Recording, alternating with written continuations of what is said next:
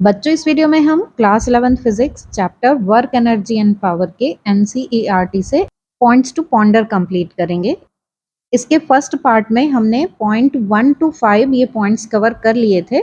आज हम point 6 to 9 cover करके पूरे क्लास 11 क्लास 12 के पॉइंट्स टू पॉन्डर के एक्सप्लेनेशन कंप्लीट कर देंगे। आपको प्लेलिस्ट का लिंक डिस्क्रिप्शन में मिल जाएगा। ये पॉइंट्स बच्चों किसी भी एग्जाम के लिए specially assertion and reason type questions के लिए बहुत ही इंपॉर्टेंट होते हैं। तो चलिए देखते हैं point number 6। The work energy theorem holds in all inertial frames. It can also be extended to non-inertial frames provided we include the pseudo forces in the calculation of the net force acting on the body under consideration। बच्चों, work energy theorem आपको पता ही होगा।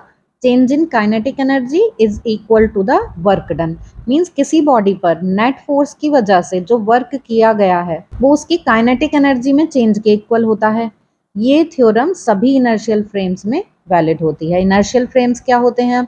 वो frame जो या तो rest में हो या फिर यूनिफॉर्म वेलोसिटी से चल रहे हो। मतलब अगर कोई पर्सन रोड पे खड़े हुए आती जाती गाड़ियों को देख रहा है तो वो पर्सन इनर्शियल फ्रेम में है। फ्रेम तो समझते हैं ना आप, जिसमें हम फिजिकल क्वांटिटीज में टाइम के रेस्पेक्ट में क्या चेंज आ रहा है वो देखते हैं। जैसे कोई पर्सन रोड पे खड़े हुए आती जाती गाड़ियों को ऑब्जर्व करे तो वो इनर्शियल फ्रेम में है, या फिर वो किसी यूनिफॉर्म वेलोसिटी से जाती हुई बस के अंदर है तो भी वो इनर्शियल फ्रेम में है। तो वहां पर ये वर्क एनर्जी थ्योरम वैलिड होती है और वहां पर न्यूटन्स के लॉ डायरेक्टली वैलिड होते हैं। लेकिन नॉन इनर्शियल फ्रेम में, नॉन इनर्शियल फ्रेम जो एक्सेलरेटिंग फ्रेम होता है, मतलब कि कोई एक्सेलरेटिंग बस के अंदर है या फिर कोई लिफ्ट एक्सेलरेट हो रही है अपवर्ड डायरेक्शन में या डाउनवर्ड डायरेक्शन में, उसमें है, वहां से वो कुछ ऑब्जर्व कर रहा है तो मीन्स वो नॉन इनर्शियल फ्रेम में है। तो ये work energy theorem non inertial frame के लिए भी एप्लीकेबल है, लेकिन वहां पर हमें सूडो फोर्सेस को भी कैलकुलेशन में इंक्लूड करना होता है, तभी ये वर्क एनर्जी थ्योरम वैलिड होती है। सूडो फोर्स एक इमेजिनरी फोर्स है जो नॉन इनर्शियल फ्रेम में, एक्सेलरेटिंग फ्रेम में इंट्रोड्यूस किया जाता है जिससे कि न्यूटन्स लॉ वैलिड रहे।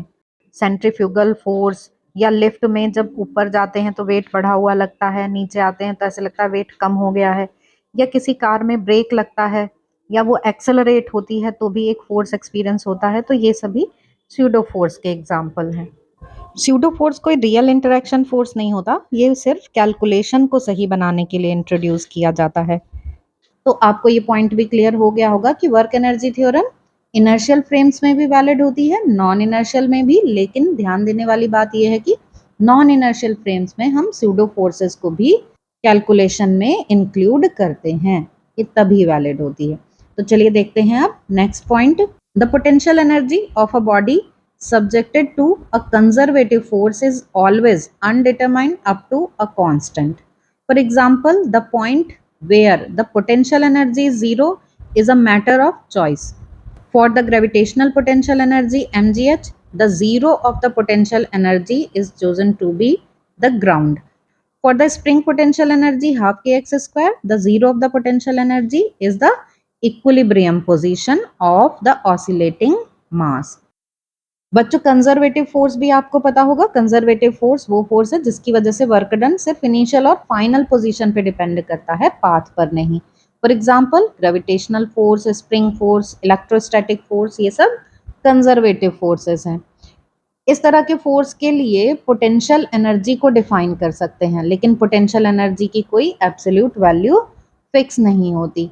हम किसी भी रेफरेंस पॉइंट पर जीरो चूज कर सकते हैं, it's a matter of choice. इसको एग्जाम्पल से समझ लेते हैं कि point where potential energy is zero is a matter of choice. तो ये हमने मान लिया ग्राउंड, और ग्राउंड पर पोटेंशियल एनर्जी की वैल्यू जीरो, और मान लेते हैं कि ये 5 मीटर की हाइट है जहां पर कोई एक बॉल है, यहाँ से इस बॉल को गिराया जाता है सपोज। तो जिस टाइम वो बॉल यहाँ पर है तो उस टाइम इसमें एनर्जी mgh। अब मान लिया कि ये बॉल जो है ये 1 kg मास की है, तो 1 g की वैल्यू 10 और हाइट है 5, तो ये एनर्जी आ गई 50 जूल की। तो इस केस में ये जो डिफरेंस है ये कितना आ गया, 50 joule minus 0 is equal to 50 joule. ठीक है, ये डिफरेंस आ गया पोटेंशियल एनर्जी का। जब हमने ग्राउंड को 0 माना तो 0 के रेस्पेक्ट में ये पोटेंशियल एनर्जी में चेंज आ गया। अब दूसरा केस लेते हैं। दूसरे केस में ये है ग्राउंड और ये ग्राउंड पर एक टेबल है। इस टेबल की हाइट है 1 मीटर। ठीक है, ये टेबल 1 मीटर हाइट की है। अब इस टेबल से 4 मीटर की हाइट पर ये बॉल यहाँ पर है। अब तो बॉल को यहाँ से ड्रॉप किया गया टेबल पर। तो इस टेबल को हमने मान लिया कि यहाँ पर है u की वैल्यू 0। अब तो u इज इक्वल टू 0 से इस हाइट तक अब पोटेंशियल एनर्जी कितनी हो गई, वही mgh फॉर्मूला लगाएंगे, m1 g10 और ये 4, तो ये आएगी 40 जूल। तो टेबल के टॉप के रेस्पेक्ट में जहां पर हमने u की वैल्यू 0 मानी है तो ये आ गई एनर्जी 40 जूल। लेकिन अब बॉल को अगर यहाँ से फिर यहाँ तक लाया जाए सेम हाइट के लिए, मतलब 5 मीटर ही इसकी हाइट ली जाए, तो यहाँ से यहाँ तक के लिए अब ये एनर्जी 0 से नीचे ये आ जाएगी -10 जूल, क्योंकि ये हम यहाँ रेफरेंस पॉइंट से नीचे ले रहे हैं इसलिए ये -10 जूल आ गया। तो अब इस पूरे के लिए चेंज निकालेंगे तो क्या करेंगे हम, 40 माइनस 10 जूल और ये फिर से आ जाएगा 50 जूल। तो सेम हाइट के लिए चाहे हम पोटेंशियल एनर्जी 0 ग्राउंड पर माने या फिर पोटेंशियल एनर्जी किसी और पॉइंट पे 0 माने, जैसे 1 मीटर हाइट पर इसको 0 माना था, दोनों ही केसेस में जो चेंज इन एनर्जी है वो सेम आ गई सेम हाइट के लिए।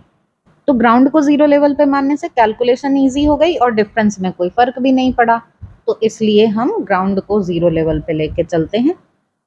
बिल्कुल इसी तरह से ऑसिलेटिंग मास की स्प्रिंग पोटेंशियल एनर्जी को हम उसकी मीन पोजीशन, इक्विलिब्रियम पोजीशन पर 0 मानते हैं। अब देखते हैं 8th point. Every force encountered in mechanics does not have an associated potential energy. For example, work done by friction over a closed path is not zero, and no potential energy can be associated with friction. तो बच्चों potential energy सिर्फ conservative forces के साथ ही associate की जाती है, सिर्फ conservative forces के लिए ही डिफाइन की जाती है, नॉन कंजर्वेटिव के लिए नहीं डिफाइन की जाती। क्यों नहीं डिफाइन की जाती, क्योंकि नॉन कंजर्वेटिव फोर्सेस पाथ पर डिपेंड करती हैं। जैसे कंजर्वेटिव फोर्सेस के लिए for a closed path work done 0 होता है, ऐसा नॉन कंजर्वेटिव फोर्सेस के लिए नहीं होता। फॉर एग्जाम्पल जैसे फ्रिक्शन फोर्स लिया तो उसका कोई पोटेंशियल एनर्जी फंक्शन नहीं होता है। किसी ऑब्जेक्ट को फ्रिक्शन के अगेंस्ट मूव कराएं तो वर्क डन पाथ पर डिपेंड करता है, और फ्रिक्शन का work done over a closed path वो 0 नहीं होता, जैसा कि कंजर्वेटिव फोर्सेस के लिए होता है। इसलिए फ्रिक्शन जैसी फोर्सेस के साथ पोटेंशियल एनर्जी एसोसिएट नहीं की जा सकती है। तो आपको ये 8th पॉइंट भी समझ में आ गया होगा। अब देखते हैं लास्ट पॉइंट इसका। During a collision, A part, the total linear momentum is conserved at each instant of collision. B part, the kinetic energy conservation, even if the collision is elastic, applies after the collision is over and does not hold at every instant of collision. In fact, the two colliding objects are deformed and may be momentarily at rest with respect to each other. बच्चों बहुत ही अच्छा point है ये, based है conservation पर। इसका conservation, collision में हम जो इम्पोर्टेंट कंजर्वेशन पढ़ते हैं वो एक तो होता है लीनियर मोमेंटम का कंजर्वेशन और काइनेटिक एनर्जी का कंजर्वेशन।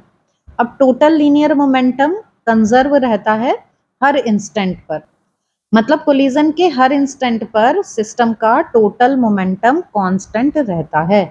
अब आपको कंजर्वेशन ऑफ लीनियर मोमेंटम पता ही होगा ना, कि अगर एक्सटर्नल फोर्स ना हो तो टोटल मोमेंटम कांस्टेंट रहता है। ठीक है, तो किसी भी कोलिजन में टोटल लीनियर मोमेंटम हमेशा कंजर्व रहता है, हर इंस्टेंट पर कंजर्व रहता है।